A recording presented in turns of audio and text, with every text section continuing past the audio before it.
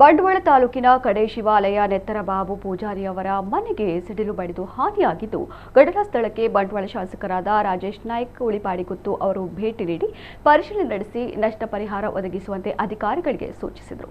ಈ ಸಂದರ್ಭದಲ್ಲಿ ಸುರೇಶ್ ಬನಾರಿ, ಸುರೇಶ ಪೂಜಾರಿ ಕನ್ನೊಟ್ಟು, ಸಂಪತ್ ಕೋಟ್ಯಾನ್ ಕಡೆ ಶಿವಾಲಯ, ದೇವಿಪ್ರಸಾದ್ ಶೆಟ್ಟಿ ಉಪಸ್ಥಿತರಿದ್ದರು.